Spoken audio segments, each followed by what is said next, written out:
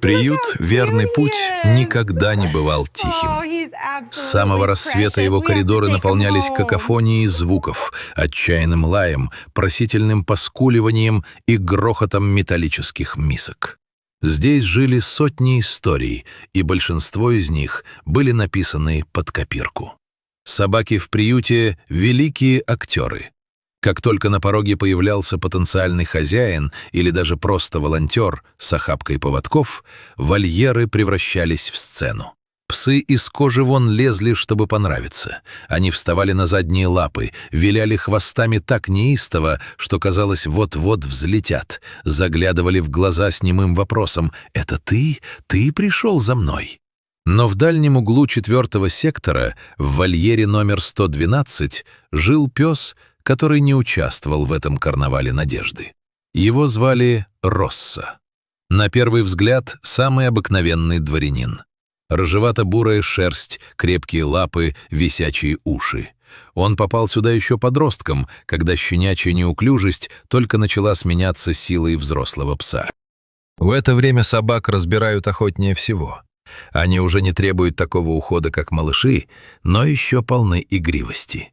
Однако неделя шла за неделей, месяц за месяцем, а Росса оставался в своей клетке. Причина была проста и одновременно загадочна. Росса был неконтактным. Нет, он не проявлял агрессии, он не рычал и не пытался укусить, он был просто равнодушным. Марина, старший волонтер приюта, работала здесь уже 7 лет. Она видела всякое, и забитых псов, которые вжимались в пол при виде человека, и дичков, которые не знали, что такое ласка. Но Росса был другим. «Ну же, рыжий, посмотри на меня!» Марина протягивала через решетку кусочек сушеного легкого, самого изысканного лакомства. Росса медленно поднимался с подстилки, подходил и аккуратно одними губами брал угощение. Никакого виляния хвостом. Никакого блеска в глазах. Он съедал подарок и тут же отворачивался, уходя вглубь вольера. Его взгляд всегда был устремлен куда-то мимо людей, мимо стен приюта, сквозь горизонт. «Упрямец», — вздыхала Марина. «Мы для тебя просто обслуживающий персонал, да?» Другие собаки заискивали перед сотрудниками. Они подставляли головы под ладонь, они ставили передние лапы на грудь, пачкая куртки грязными следами, лишь бы почувствовать тепло человеческой руки. Росса же жил как в невидимом скафандре. Он гулял на поводке, послушно выполняя команды «рядом» и «стой», но делал это механически, словно выполнял тяжелую, скучную работу. Так прошло 3 года. Для собаки это огромный срок, почти треть жизни. Росса окончательно вышел из возраста милого песика. Шансы на его усыновление стремились к нулю. Кому нужен питомец, который не радуется твоему приходу, который не лезет целоваться и не приносит мяч? Посетители проходили мимо 112-го вольера, задерживаясь на секунду, но, не встретив ответного взгляда, шли к более эмоциональным соседям. Сотрудникам было по-человечески обидно. Они вкладывали в него душу, лечили, когда он подхватил инфекцию, выбирали лучший корм, а в ответ — холодная вежливость. В один из дождливых вторников, когда небо над городом затянуло свинцовыми тучами, в ординаторской приюта зашел разговор о Росса. «Слушайте, но не бывает так», — сказал Алексей, ветеринар. «Собака — существо социальное. Если он так упорно игнорирует нас всех, значит, его сердце уже занято, и занято кем-то настолько важным, что мы для него просто тени». «Ты думаешь, у него была прошлая жизнь?» — спросила Марина. «Его нашли на трассе без ошейника, истощенного. Мы думали, его просто выкинули добрые люди». «А если он потерялся?» Алексей отставил кружку с чаем. «Давайте попробуем сделать то, чего не сделали 3 года назад. Тогда у нас было мало подписчиков, да и Росса был просто одним из сотен щенков. Сфотографируй его сейчас. Хорошо, в профиль и анфас. И напиши правду. Пес, который разучился любить. Или который любит слишком сильно, чтобы предать». Марина так и сделала. Она сделала несколько снимков Росса. На одном из них он смотрел в окно, и в его глазах отражалось серое небо. Пост в социальных сетях получился пронзительным. Она описала эти 3 года одиночества среди толпы. Это странное благородное упрямство пса, который отказался признавать новых хозяев. «Мы не знаем, кого ты ждешь, Росса, но мы надеемся, что этот человек увидит тебя». Так заканчивался текст. Пост неожиданно выстрелил. Репосты пошли сотнями, потом тысячами. История верного Росса разлетелась по области. Спустя 2 дня на рабочий телефон приюта позвонили. Марина взяла трубку. «Здравствуйте, я по поводу объявления о рыжем псе».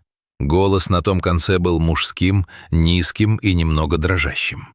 Человек представился Петром Степановичем, фермером из отдаленного района, что находился почти в 100 километрах от приюта. «Понимаете, 3 года назад у меня пропал дружок. Еще щенком был, месяцев 7. У нас тогда гроза была страшная. Молния в дерево ударила, забор рухнул. Он испугался и сиганул в лес. Я его искал. Ох, как я его искал!» Мужчина замолчал, справляясь с чувствами. «Я целый год объявления клеил, по всем соседним деревням ездил. Мне говорили: «Степаныч, брось, волки задрали или под машину попал». А я не верил, сердце ныло. Потом смирился вроде. А вчера внучка фотографию показывает в этом вашем интернете. Я как увидел этот белый клин на груди и то, как он ухо поджимает.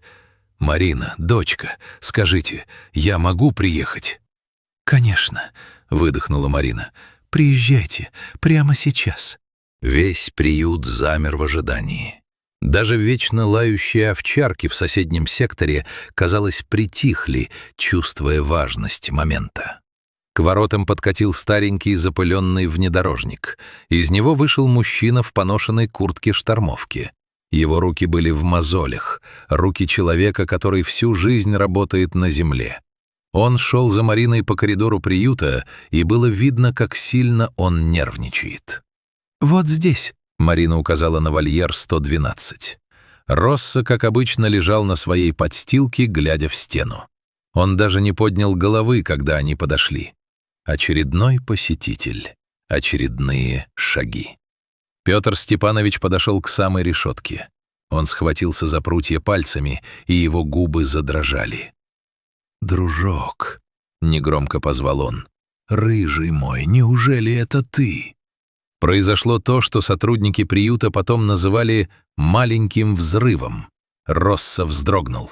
Его уши, до этого безжизненно висевшие, мгновенно поднялись. Он медленно, словно не веря своим ушам, повернул голову. Его нос затрепетал, жадно ловя воздух. Запах. Этот запах он хранил в своей памяти 3 долгих серых года. Запах сена, чабреца, старой кожи и чего-то родного, бесконечно доброго. Пес вскочил на лапы. Тот самый холодный и равнодушный Росса вдруг преобразился. Он издал звук, который никто в приюте от него не слышал. Это был не лай, а тонкий, захлебывающийся скулёж, переходящий в вопль радости. Он бросился к решетке, втискиваясь в нее всем телом. Его хвост, который 3 года неподвижно лежал на полу, теперь колотил по стенам вольера с частотой пулемета. Росса лизал руки мужчины через прутья. Он терся головой о его ладони. Он пытался буквально просочиться сквозь металл. «Тише, тише, маленький!» Петр Степанович уже не скрывал слез. Он опустился на колени прямо в приютскую пыль, прижавшись лбом к решетке. «Я здесь. Я нашел тебя. Прости, что так долго». Марина стояла рядом, чувствуя, как по щекам текут слезы. Все сомнения отпали. Это не была случайная встреча. Это было воссоединение 2 половин одного целого. Оформление документов заняло минимум времени. Когда Росса выводили из вольера на поводке, он не шел, как обычно, с понурой головой. Он буквально летел, постоянно оборачиваясь и проверяя, здесь ли хозяин, не исчезнет ли он снова. У машины Росса замер на секунду, оглянулся на здание приюта, где провел 3 года своего ожидания, и решительно запрыгнул на переднее сиденье, туда, где пахло домом. Сотрудники стояли на крыльце, провожая машину взглядами. «Теперь понятно», — тихо сказал Алексей, обнимая Марину за плечи. Он не был упрямым. Он был верным. Он просто хранил место в своей душе для одного единственного человека.